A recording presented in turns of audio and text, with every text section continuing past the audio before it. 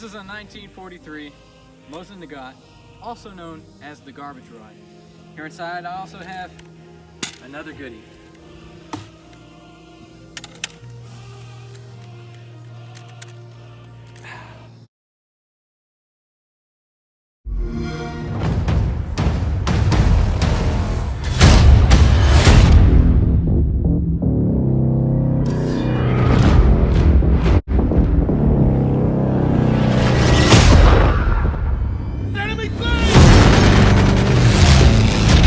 The Soviets were so smart, they even designed it for anti-air.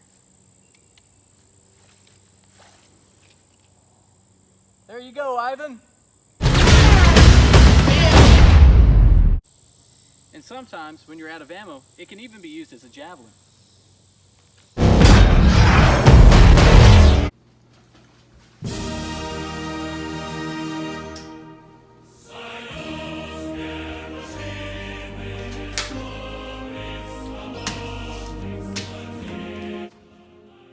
Welcome, comrades. My name is Bryson Bell. Welcome to the channel. Today we're going to be talking about our 1943 M91 Mosin Nagant, also known as the garbage rod. Also, hope you guys are appreciating the Ushanka. I'd like to get into character. I know that I'm missing my Soviet emblem on the top. I purchased my garbage rod over 3 years ago from a buddy for only $100. A majority of Mosin owners were able to purchase their rifles at such a cheap expense at gun shows. Over the past few years, the price has only skyrocketed, but back in the day, you used to buy a cosmoline-soaked Mosin for only $50 that was setting in a barrel at just about every gun show you went to. So I want to get into the pros and cons just a little bit of this rifle. First of all, I want to talk about how relatively cheap it is. I purchased mine, like I said, for $100, and now today at gun shows or pawn shops, you can find them for anywhere between $150 to the $250 range, depending on what model that you get and the condition that it's in. In addition to being relatively cheap, I'm a fan of the 7.62x54 rimmed cartridge. It packs a heck of a punch and definitely is fun to throw down range. So it's relatively cheap, we've got a great round, but what other purpose does it have? You guessed it, a javelin. So now that we've covered all the pros, let's talk a little bit about the cons of the weapon system. First of all, I want to state that it's absolute trash. And for the following reasons is why I believe that. Operating the bolt is like dragging a grand piano across a gravel parking lot. And squeezing the trigger isn't much better. The weapon system is relatively inaccurate. And as you can see here, inserting a clip is not fun at all. Unlike the Garand community where we sit with a monocle, sip our tea, and talk about our great weapon system, the Mosin community is a little more toxic. They believe that their $100 rifle can outperform, outshoot, and outlast any of our nicer rifles, ARs, anything that you can compare to it. But that's simply not the case. If you look at some of these pictures, people absolutely destroy their Mosins by putting all kinds of parts and tactical equipment on it. I never understood the thought process of putting more into the rifle than you initially paid for it. But hey, it's America. Do whatever you want. My only wish is that Mosin owners would embrace what they have. A cheap surplus rifle that can throw lead, not necessarily accurately, but downrange. Now I'd like to take some time to touch upon the history of the Mosin Nagant.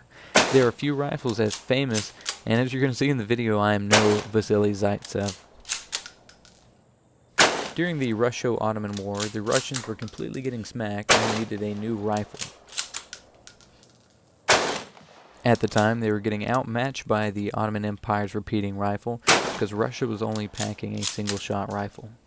So the Russians made it pretty clear that they needed a new rifle. Captain Sergei Mosin and Leon Nagant were the fathers of the Mosin Nagant. Russia initially adopted Captain Sergei Mosin's design, but ended up adopting a majority of Mr. Nagant's parts and therefore had to compensate him for the contract as well. So bam, Russia has a new rifle that they're using during the Russo-Ottoman War. Fast forward a few years, you've got World War I going on. After World War I, they're going to be using them during the Bolshevik Revolution, during the creation of the Soviet Union. A few years later, they decided to make a couple of updates, which is the M91 model, which you can see that I have. And some of the updates were a hooded front sight, and they cut 3 inches off the barrel length. Then in 1938, you have the creation of the M38 carbine, which took 8.5 inches off of the barrel length. The main downside of this carbine was that it did not allow for a bayonet attachment.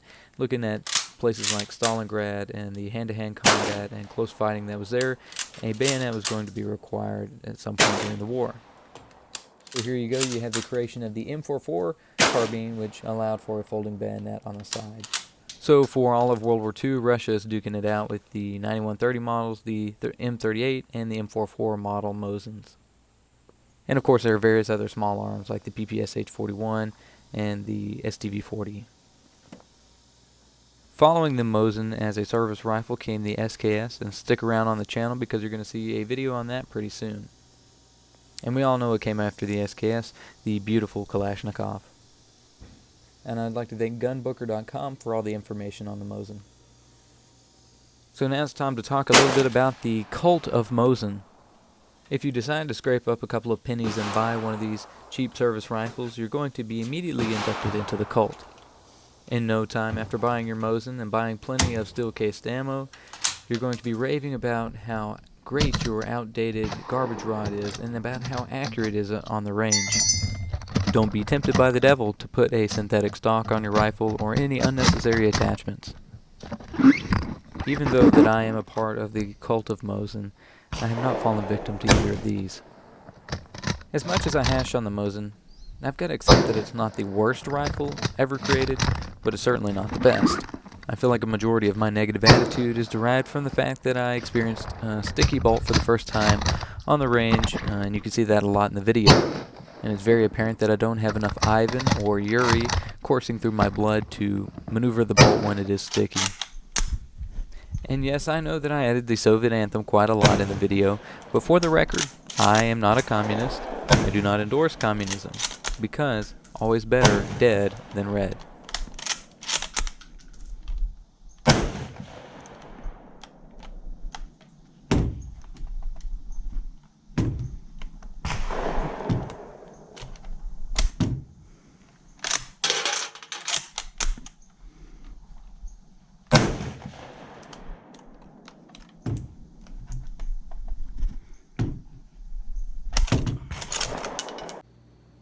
Comrades, at the end of the day, I'm proud to call myself a Mosin owner. And if you haven't already, I would like to encourage you to save up a few dollars, go out, and buy anything except a Mosin. I'm only kidding. I do love my Mosin. But what I would like you to do is consider like, commenting, and subscribing, and click the bell for more of your favorite bell. I hope you guys enjoyed the video. Until next time, thank you. Ad Victoriam.